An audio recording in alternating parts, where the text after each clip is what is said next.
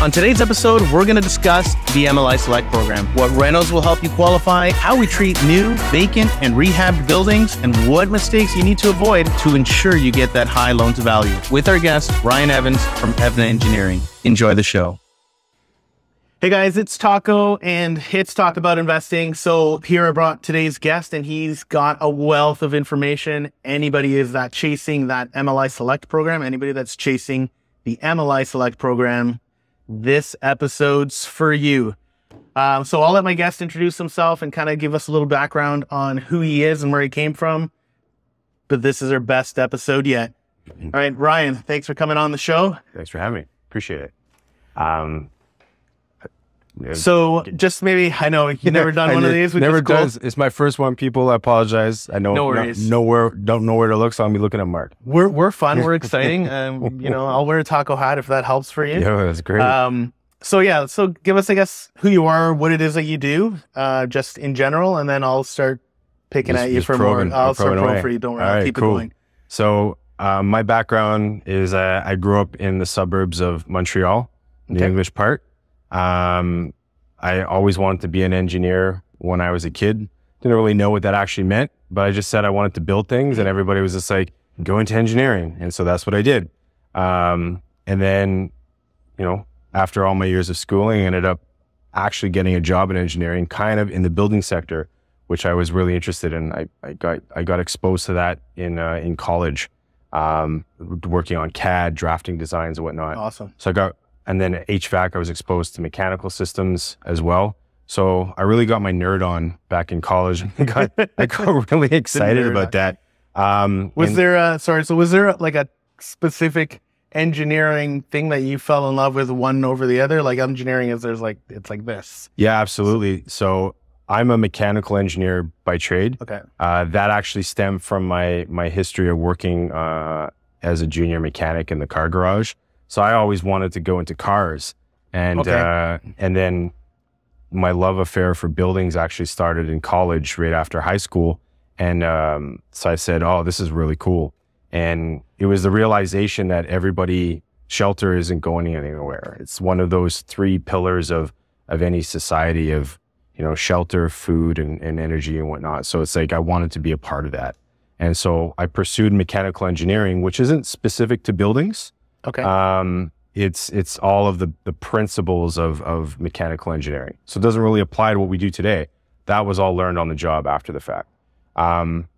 So halfway through school, I started working for myself, consulting with Natural Resources Canada, doing home energy audits. Oh, I was looking for something in that sector, and it took me a long time to find it.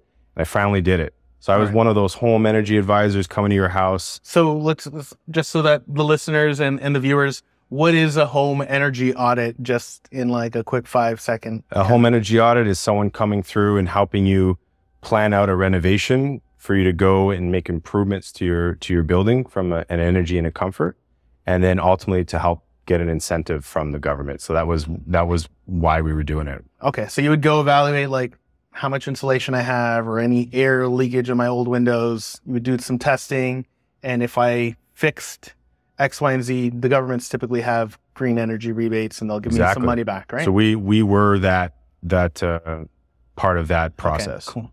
Yeah, so that's what got me started to where I am today. It started with that. I ended up working for a company in Toronto, and my claim to fame was I was the guy from Montreal that was working in Toronto with the building code when I worked on these larger developments. So that's how my reputation spread, because it was like that little bit of a wow, interesting factor. Because otherwise it's just kind of boring stuff. Yeah, you know? for sure. Yeah. It's like, oh, let's move the energy efficiency, you know, from 10% to 15%. It's not exciting, sexy talk. I don't know, man. Today's listeners. well, it's sexy talk to our listeners today because there's dollar signs attached to it here. When I started out, the dollar signs were a little less. So and now, you know, fast forward, 10, 15 years, we've just continued to evolve our services to support our clients. So we do a lot of work with big developers and big multi-res portfolio owners, but we also work with the small and the mid-size as well, just because we know it's an underserved market in the multi-res specifically. Yeah. That's actually how we got into it, is because most of the competitors in the bigger firms were focused 10, 15 years ago all on the office and big commercial developments. Yeah. And finding good expertise for multi-res was few and far between. Yeah, you know, I find that a lot too in business and stuff like that. Everyone's chasing that big fish, and the big fish, you know, they get old, or they pass the torch to, you know, internalized their pools of fishes. But there's also tons of other fishes out there that start out small and they explode. Like, you know, you look at companies like Tesla, like they weren't a fish at all swimming in the ocean, and then now they're a massive company. Exactly. And how many other spin-off companies, right? So I'm sure there's a lot of guys that started talking to them early on, and then like eventually, you know, fish get bigger. For sure. How big, you never know. And it's always good to service some of those smaller clients. Yeah, and that's kind of been our approach, right? There's no client too small. We do have our process of doing it, and that's pretty much the threshold, whether you're going to work with our team or not, is that does it align with do our visions and values align? Okay. So what's your company called, and what do you do today for real estate investors? All right. So I'm going to focus. So, our company's called Evident Engineering. We have a head office in Ottawa, and we're also having offices in Toronto. And for our real estate investors, our listeners today, our main focus in businesses revolve around the MLI Select and doing the assessments related to that CMHC program, as well as all the ancillary services that go with it. So that's whether it be commissioning. Commissioning is another form of assessment, but it's usually doing more of a QA QC on the construction side. Okay. Then we also do air tightness testing, air infiltration. So that's the way of finding those leaks. Mm-hmm. So we have the equipment to do that. And then we're slowly expanding our service offerings, again, to give a package, a suite of services. Okay, awesome. That's quite a bit. Let's touch on the subject that I know why we're all here today. Listeners want to know. Okay, so MLI Select Program from CMHC. You know, I know you're not from CMHC, but what is it in just generalities? Like, what is MLI? What does it stand for? What is the program, and what is it designed to do? And we'll keep going from there, I guess. All right. So CMHC's MLI Select. MLI stands for Mortgage Loan Insurance, and the Select is on the principle that you get to select a different pathway in order to get your different insurance flexibilities. It's a program that insures your mortgage on your property, be it existing or new construction. And then there's the different social outcomes, which is what you're selecting. And that's your pathway through the program. Okay. So how the MLI Select program works is basically you're going to be able to, if you qualify for the MLI Select, you're going to get better interest rates from CMHC and for your mortgage, and you're also going to get longer amortization terms. Longer amortization, higher loan to value, loan to cost, and lower debt recovery ratio. What's the high loan to value percentage that you can achieve? So there's 3 levels. Okay. All right. The entry level is you can get up to 85%, whereas your standard loan caps at around 80, I think is the max, if I'm not mistaken. And then you can go as high as 95% loan to value. And the same on the new construction side is 95% loan to cost. I was just advised this morning that there's some little nuances with that, but for the most part, that's the upper limit, is achieving 95% loan to cost. You guys hear that? 95. Yeah. Okay.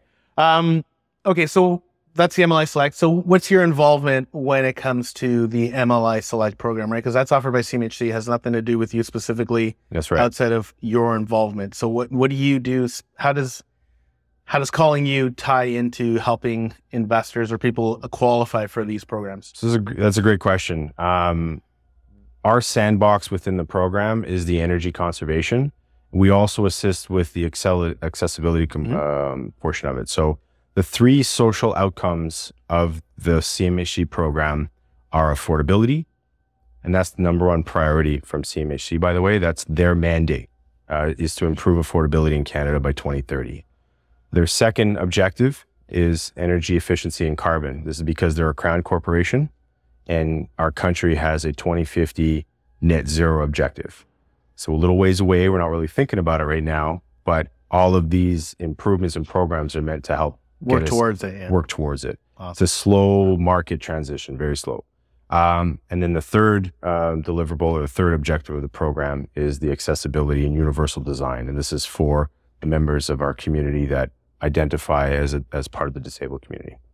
Awesome. Awesome. Okay. So we help in the latter two.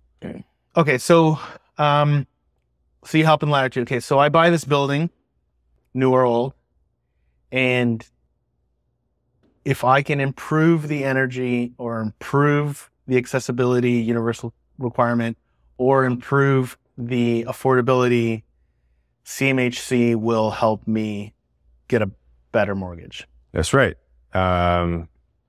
So let's say, for example, you're refi. Well, let's go with the refi example with an existing building, because there's a lot of interested people that are in that situation. They're talking with your lender. Now, the lender is the gatekeeper to a CMHC program. So you want to get yourself a very good lender that you trust, have a good relationship, because they're the ones that are going to be working with you on your financials. It's going to be any lender? Or does it need to be a specific type of lender? Ideally, you are going to be working with a CMHC approved lender, because there's some criteria in there. So you want to verify that.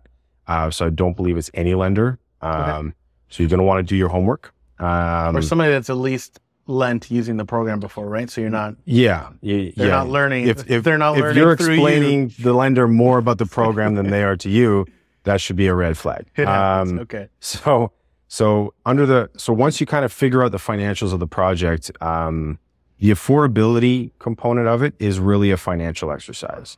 Okay. What we end up doing when we have preliminary or discovery discussions with our clients is we just advise them of the possible benefits. And we were kind of talking about that earlier, just before. So affordability, the way it's structured right now, makes a lot of sense in new construction, but can be a lot more challenging on the existing building side. Okay. So let's break down how we qualify. Okay. So there's the three categories: energy, accessibility, and affordability. That's right. How do I qualify? All right. So the minimum requirements is that you need to have 5 units or more. So it's got to be a commercial, commercial property. Has to be 5 units. If we're going to talk, does it apply for new? It applies to new construction or retrofits, yeah, right? That's right. So it's the program. The program kind of, they sunsetted two prior programs, and this applies to both new and existing buildings. So under a new construction, you have the minimum. They created this arbitrary point system. Okay. So I used to call it level 1, 2, and 3, tier 1, 2, and 3, and that just would confuse people. So I actually just go with what you would see. If you go on their website, MLI Select, you'll actually see the tables. And so it goes by. We'll make sure for the viewers and listeners, if you're on our thing, we'll make sure we put it down in the link below on our YouTube channel. So that way you can just have access to the chart that he's speaking of and you can take a look. So in that chart, and you scroll down, you'll see it. You're going to see 50 points, that's level 1. You're going to see 70 points, that's level 2. And there's 100 points. Okay. 100 points being the one you want to hit to get the most bang for your buck. So the 100 points is the one that makes a lot of sense for people. That's your 50-year amortization. So you're getting an additional 10 years beyond any standard CMHC loan that you can get. You're getting the premium, the insurance premiums reduced right down to 1%. Which is huge, right? A broker I was talking to this morning was telling me that premiums today are sitting around 4.25, even up to 4.75. So that's a significant savings on your premium. Plus, as you've already mentioned, CMHC debt and CMHC insurance actually reduces your loan interest as well. So those are the upfront benefits. Your debt recovery ratio goes down, and I know enough financial information just to get me into trouble. So I'm not your finance guy. I just know that is definitely a benefit, especially when you start owning multiple properties. And then the loan to value jumps up to 95%. That's the one you want. So that's the one that generates the most interest. Yeah. We'll talk in generalities and not be specific to anybody. Okay, cool. So how does hitting the different categories of points work? Is there like a trick involved, or are there minimums in each category? How do we score points? All right. So I like to win.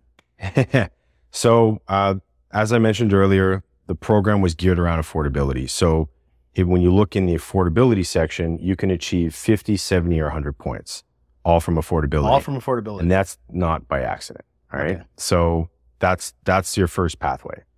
If that's not going to work, then you can achieve 50 points from energy, again, which is the minimum threshold, and 100 points. There is a lower level 1, which is a 30 points, but 30 points isn't getting you to that 50 point threshold. So then you're going to have to do energy with something else. Again, that's the reason for the select name. Oh, so you can combo. That's right. So I can score 10 points out of one category, 40 points out of another category. Or? All right. So that's another good question. There is no, because like I said, it's an arbitrary point system. So they've assigned this weighted factor of points against these levels. Mm-hmm. So there's 3 levels in each social outcome, and then there's 3 levels of insurance, and it's that combination of points. So the lowest level in affordability is 50. The lowest level and you'll see it in the chart, the lowest level in energy is 30. Combined is 80. All right. So I see. Now that 80 points, if you were to do the first level of affordability and the first level of energy in your existing building, you get your 80 points. That puts you in the middle of 70 and 100. You don't get any bonus for going over 70. I see. All right. So you're not 100, so you're at 70. Right. But I still spent that extra money if or you did the financial configuration for the affordability side, however it worked out. So what you're going to want to do is that you're going to want to select your objectives in the project by choosing the outcome to achieve the points, the level you want to achieve. So if you want 50, you can get that going all in on affordability, going all in on energy. Accessibility, they have a 20 and a 30 point level. And the criteria is the same for existing and new construction. Okay, so I have to hit. So I'll talk about the energy one because that's why I'm here. That's your baby. So for the energy one, I have to hit those tiers within the energy one, right? Like I can't just do some of them, or like how does that work? So like I upgrade my furnace. Like is it like I know I have to hit tier 1 in order to score minimum points, right? Mm-hmm. But can I select anything to create that first tier, or are there like to hit tier 1, you have to complete these 5, and then to get to the second tier, do you have to complete the next 3? Like, do they direct how you hit each tier, or? So that's kind of the beauty of it. On the energy side, for existing building, they're prescribing a target, which is an energy reduction or savings below baseline. And what the baseline means is your existing building operation. So we take the last 12 months of energy use, and that's how much energy has been used in the building. And we're going to try to reduce that energy use by 20, 25, and 40%, being level 1, 2, and 3. Okay. How we do that, there's no one way to do it. So that kind of answers your question. There's going to be, so depending on your budget, depending on where the building is located, depending on the size of the building, the recipe changes. There are some recipes that can apply to all scenarios. They usually have a slightly higher dollar tag associated to them. Mm-hmm. But some projects, we might be a little bit more frugal on it for whatever the reasons are, whatever the circumstances can be.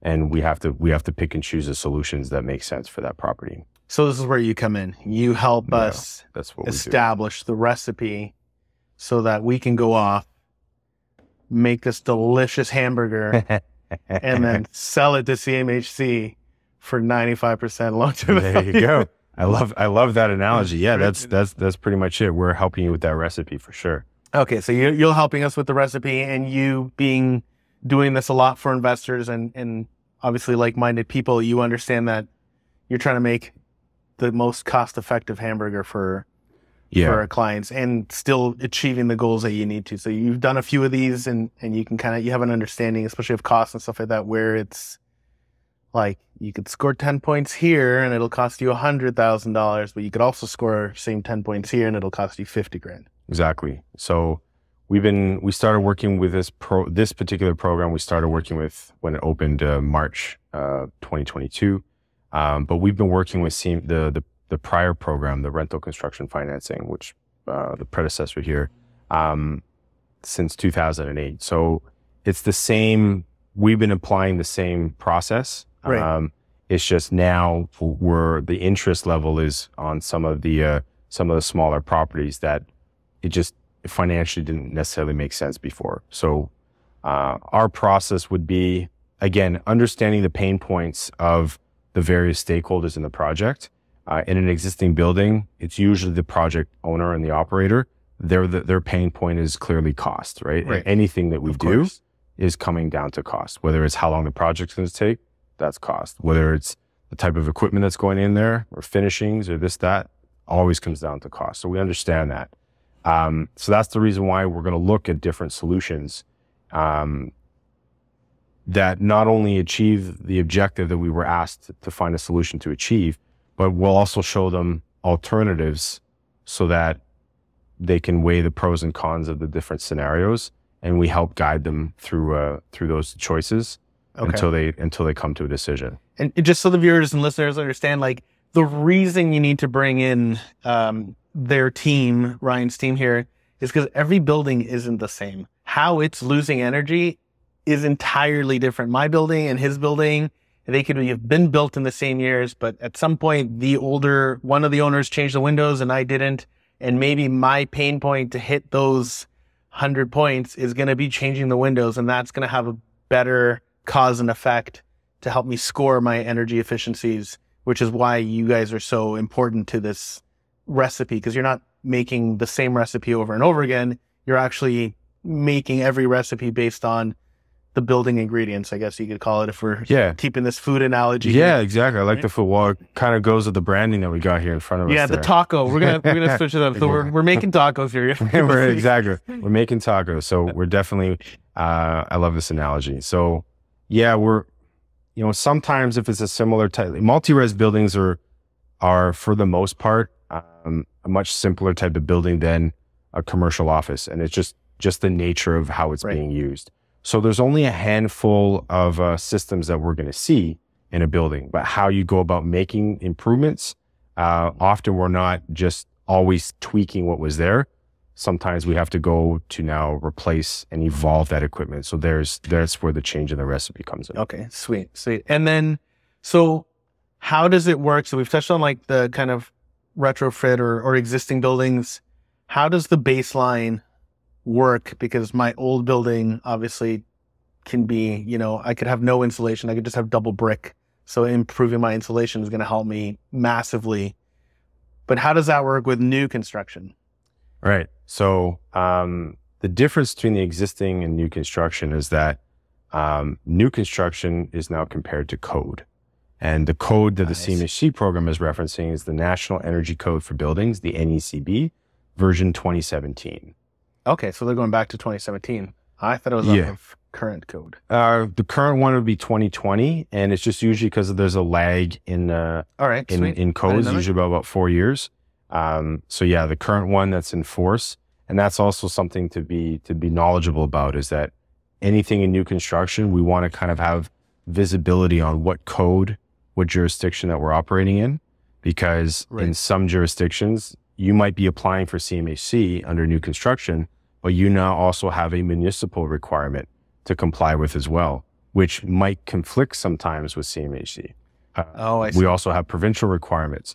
So this is where it starts getting a little complicated and it's frustrating for me, because ultimately we're trying to advise you, the end user, our client, how do you achieve a higher performing building, which is going to reduce your operating expenses, boost up your net operating income, and then improve the value of your building. Again, going back to dollars. So that's what we're trying to do. So does size matter? I know you mentioned size matters to qualify, but does size, like, is the bigger the building, the easier for me to kind of make this thing work? Or is there like a magic number where it's nice, or does it just not really matter at all? It kind of everything is a case by case scenario from existing. And then if you want to touch on the new construction, like if there's any difference at all, I don't know. So there actually are differences. In the existing building, the small buildings can sometimes be challenging because there's not enough systems to be had to make an improvement. But then again, the smaller buildings, by adding solar energy, you might maximize all of the improvements you can do to your existing equipment, your heating, your cooling, your ventilation. But you now have the ability to add some solar panels to generate your own electricity, and that can actually boost you beyond that 40% threshold quite easily.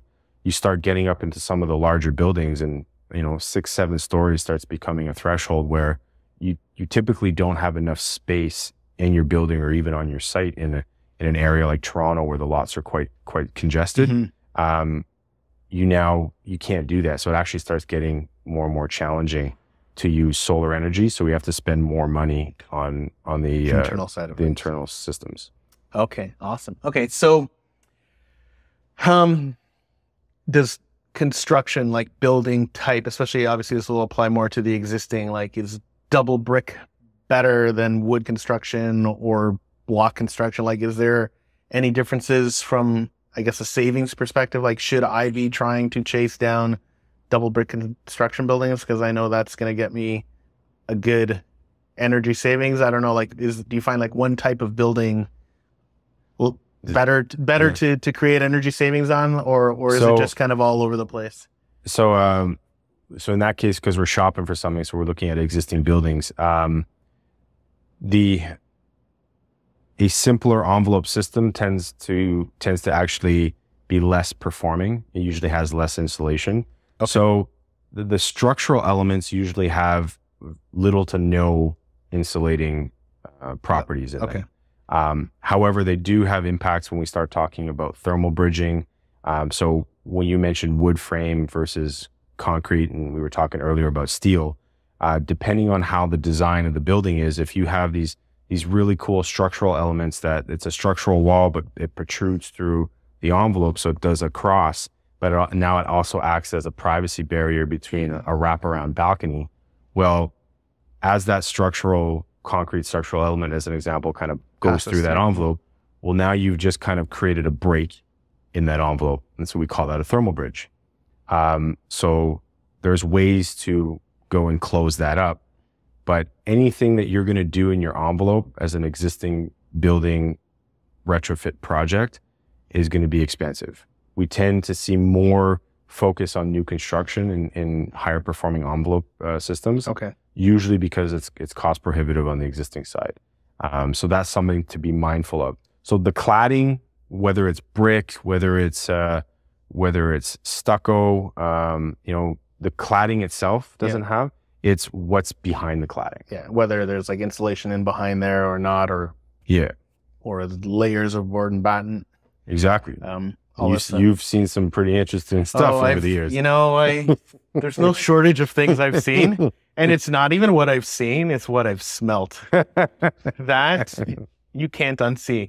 You can't. You always remember the smell of a good taco, and the taste, not necessarily the look. It doesn't need to look the best; no. It just needs to smell or taste. Exactly. But the inverse holds true also. Yeah. Remember that horrible one. What about, so are there any issues or considerations you find when we're looking at old buildings or new buildings like that you would recommend, maybe not recommend, or like just things to look out for, or I don't know, I guess I don't know. I mean, I don't do the MLI Select program as much as you do. So it's, again, because not every building's the same, but, you might, a lot of your buildings in your portfolio might be hot water systems because you were hot water baseboard with a boiler up in the basement or upstairs or down in the basement. So you might be looking through your portfolio and say, oh, well, I think all buildings that are built in the 60s have hot water baseboard, but that's not necessarily true. So what you're kind of looking for is what's the age of the equipment? Has the equipment been replaced in the last 10 years? You know, the likelihood of somebody investing something a little bit more high performing is greater. It's not a guarantee, but it's greater. So because this is a question that we keep getting asked more and more, we actually decided to come up with a qualification review. And this was a tool that we were asked by some of our larger clients who budget out a year and a bit in advance for their retrofits. And they needed to have some insight on what their plan. So you're looking out of the refinancing or purchasing a building, we can come in and do a qualification review for a small fee of $600. And we're just identifying for you, okay, you have an old boiler, you have an old domestic hot water heater, there's opportunities to improve those. And that coupled with a few other smaller LED lighting, could get you to 50 points. I see. So that's an amazing service. So you're not doing the full test, but you'll just go in, kind of like peek your head, and basically they get to pick your brain. Correct. Right? On what building that they're looking at or one they currently own. Yeah. That's amazing. Is there anything in the building? So I know you mentioned like boilers and hot water tanks, like it's gas, right? Like gas is a big no-no. Like it's good. Well, but better to get rid of and move into gas is getting kind of a bad rap right now because of carbon, but we don't have enough beer at this table to go into, the whole issue of carbon and electrification. But this is true. We could be here for a long time. But gas isn't necessarily the villain, but in this program, we are looking at energy and carbon. So if we do have gas, we're going to try to improve those gas systems. If you're purchasing a building or you're refinancing a building that already has high efficient gas equipment and you want to qualify for the program, you're now kind of in a position where you're not going to have a choice. You already have a very energy efficient boiler. You're going to now have to either electrify it with an electric boiler or now start looking at different options such as heat pumps. So it's favorable from the program to go from gas to electric. It's an efficiency, and then after that, once you hit that efficiency, to continue scaling up is... Yeah, because energy, in our energy system, there's carbon content in that. Right. And so gas has more carbon content than electricity, but it varies by province. In the province of Ontario, our grid is relatively clean. It's not as clean as Hydro-Quebec, as an example, or British Columbia, but it's doing pretty good, right? There's no coal mines in anywhere, right? All electricity is green energy. Yeah, exactly. It's all green. But the reality is that as we continue to build more buildings, our grids we reach capacity, and if we start generating electricity with natural gas, gas is the villain at the apartment level, but it's being generated with natural gas. So we actually haven't moved the needle anywhere. So again, that's why I said there's not enough beer for us to get into that discussion. So we're going to look at, if you have a gas system, we're going to show you all your options to maximize the efficiency by sticking with that fuel source. Okay. Because gas has a benefit, right? We just had a power failure last week out in Eastern Ontario and in Quebec. And, a lot of people were out of power for 3 days up to a week. And, my old house was an electric furnace with a heat pump. So if I was still living there, I didn't have my gas furnace that I'm living in right now, I kind of would have been in a problem. I wouldn't have had my gas fireplace, and I would have been pretty cold for 3 days. So there's pros and cons to it. So that's the reason why I'm just saying gas isn't the enemy. It's just that right now we're looking at trying to be as efficient as we possibly can. It's the carbon, right? It's the carbon at the end of the goal, right? To be net zero, carbon's got to go at the end. Exactly. So, including electrical use.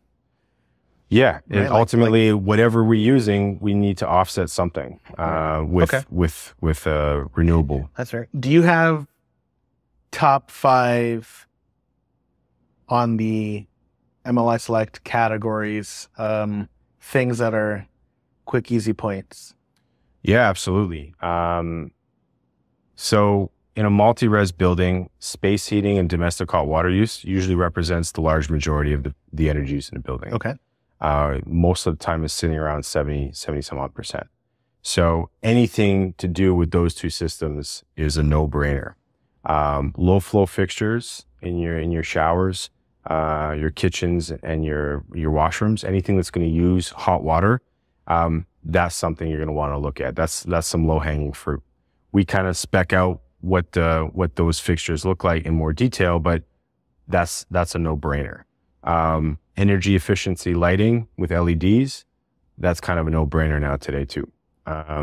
Then we go up into the heating equipment. So we try to address the mechanical, electrical systems first. And that's just because it's a low impact to your tenant. You don't necessarily have to evict all of your tenants to do that.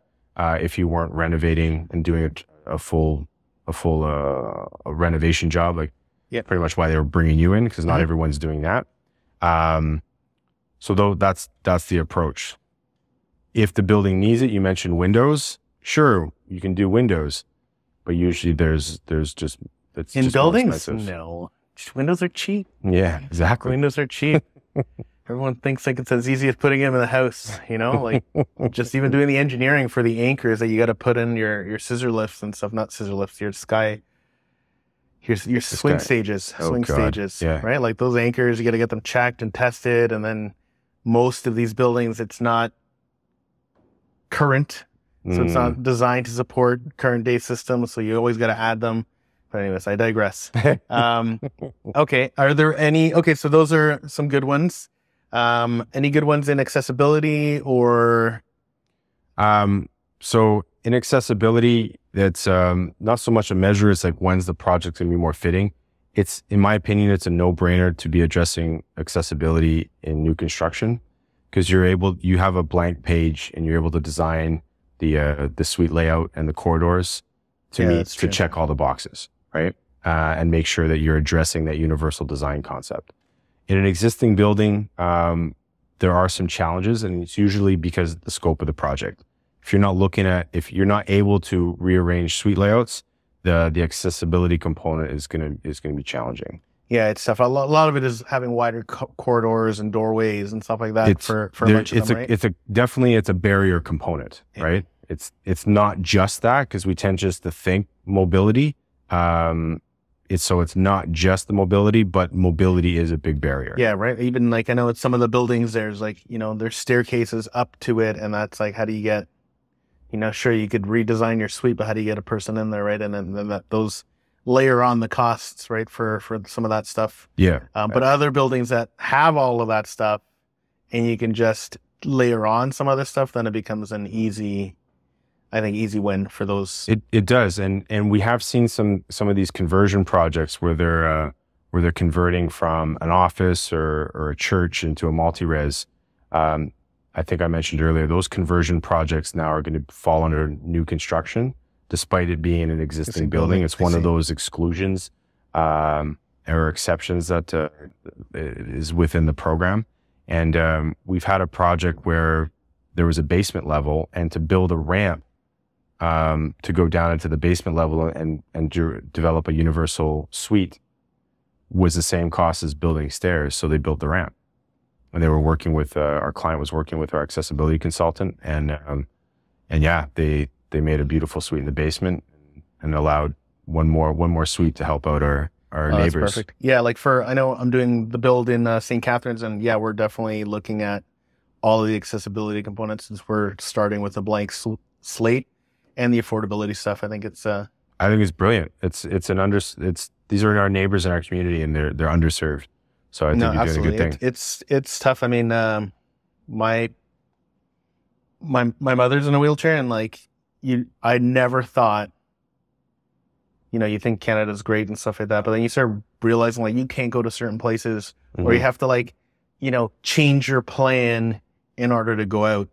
Right. And then, my parents, they love Peru, and they go down there, and then for them, it's like, oh my God, Canada's so great, because down there it's even worse. Like, in other developing countries, they don't have the same push as we've been doing. So it's cool to see. Yeah. And you kind of don't really know how complicated or how tough it is when you get into these neighborhoods, or until you start to have to, like, if you have a choice. You have a choice. You can just walk up the steps, right? But you go and you can't find parking, or you have to like go all the way around, or you have to park in a spot that you have to make sure no one's parked on either side so that you can just get out of the car.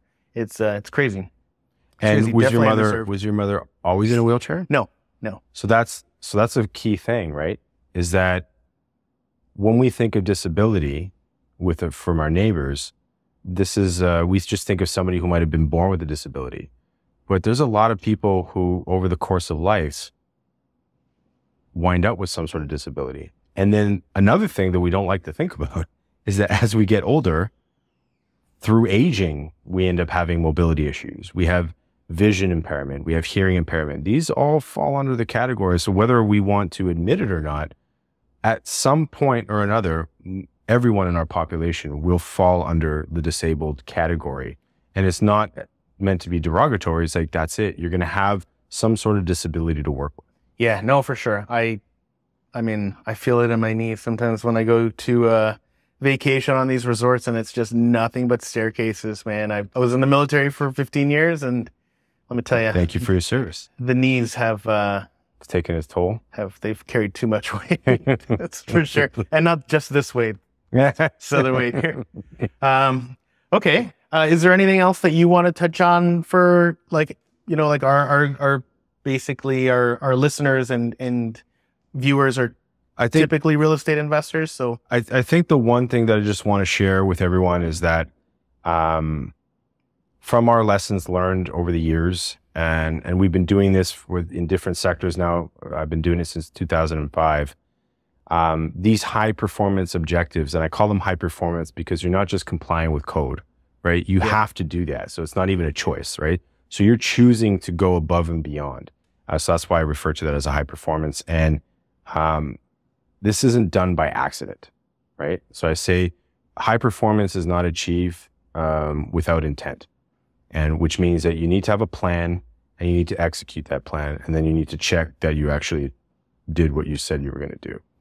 And so that's how we've kind of compiled our service, and it fits the requirements for CMHC as well as some other programs that are out there as well. Okay. So is there anything that investors or people who are looking for companies like yourself need to have prepared before they, start calling Ryan and Ryan just kind of says, yeah, I need the following 10 items, or do you have this in place yet? Yeah. So there's a full spectrum of like where people are coming. Sometimes it's your first building and you don't have a ton of experience, and we have seasoned investors and seasoned property owners. So,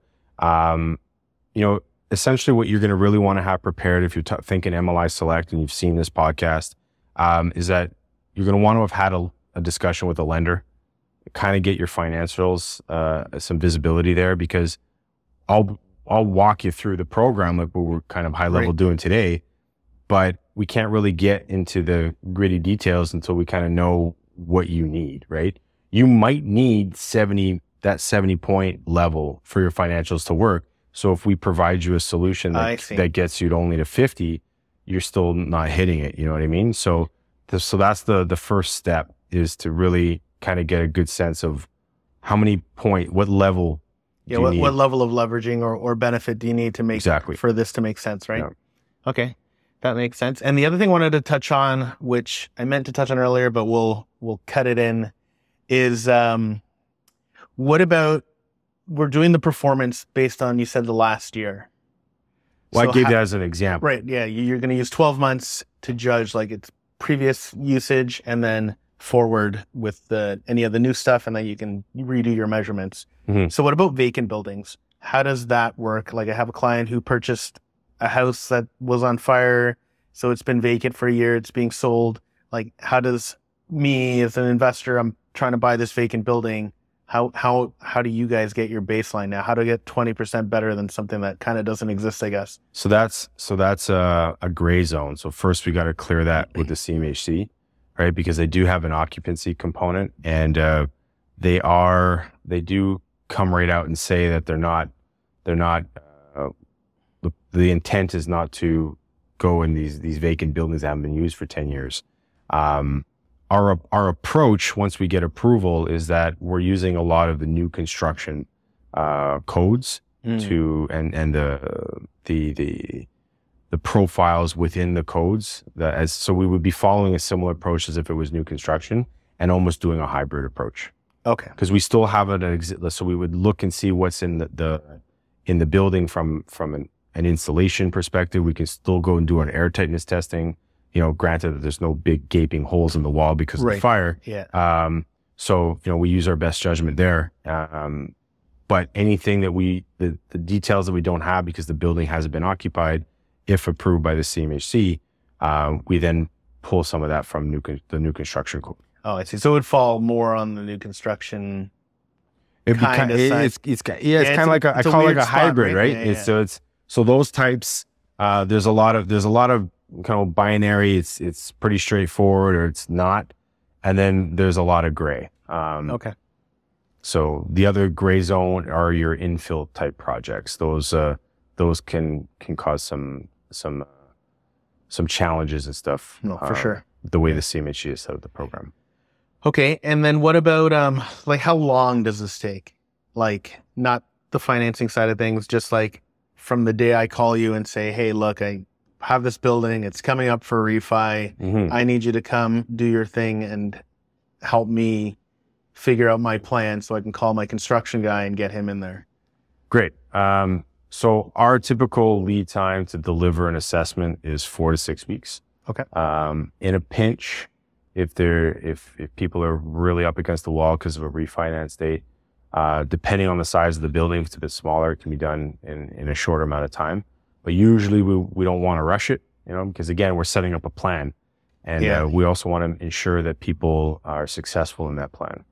So 4 to 6 weeks is usually what we advise people. So you want to try to plan this out. You can give yourself some time. Okay. So 2 months is a good timeline to just fit yourself into our existing regular rental plans. Yeah. And 2 months could even get tight, right? Because if you got certain deadlines and stuff, like that's what it is for me to do my work. So, you want to get ahead of the curve as much as possible. Yeah, no, that's what I was saying. So I meant if inserting your process would be 2 months. Correct. Addition to my existing timeline. Exactly. Right? That, yeah. Okay.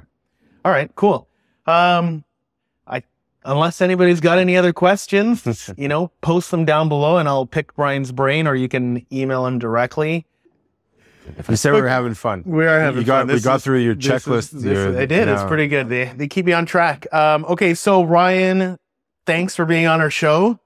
I'm going to give you one of those mugs. I'm excited. This is awesome. Super, super fancy. Yes, sir. I love our branding. I don't know, like it's our great. team is pretty clever, and it's very clever. It's been fun and exciting. Okay, so how do people get a hold of you? What's your email address, phone number, if you want to give out your phone number, website? How do we get in contact with you? How do we get help from Ryan? And also maybe you want to touch on what geographical areas you're servicing. I know you do GTA in this area, but. So we do Canada. We're across the country. We have boots on the ground to help us. We can't get there ourselves. You can get a hold of me. My email, Ryan, RYAN .Evans, EVANS @evna, EVNA.ca. Mark said not to give out my number, so I'm not giving out my number. So you can send me an email. Our web address is evna.ca. So www. You can check us out on LinkedIn. You can find us. I don't know the handle. Don't bother asking. All right, we'll add all of those stuff. Just look down below in the notes. Yeah, in the notes down below. That's what I just always do this. That's the best way to go. Guys, if you're not on Discord, you should follow me on Discord or join our Discord server.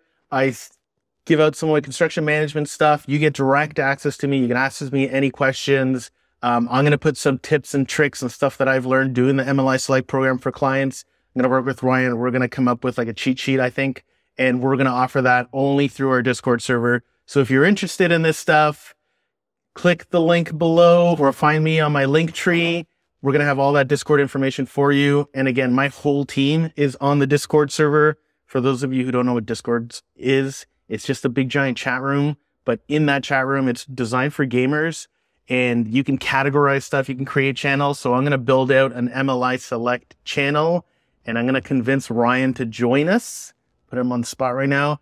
And that way we'll be able to pick his brain on some of the things. And, if you pick his brain enough, you're going to realize that you really need to hire him because He's going to get you 95%. It's a good number.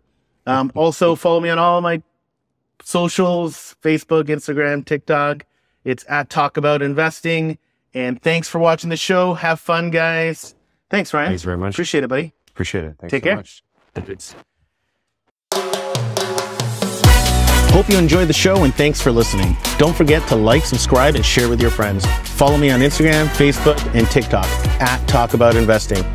Join the conversation on our Discord server for more tips, advice, and speak directly to the pros, and also get access to our reno management platform. If you have any ideas for the show or any feedback, hit me up on my socials, and let's continue to talk about investing.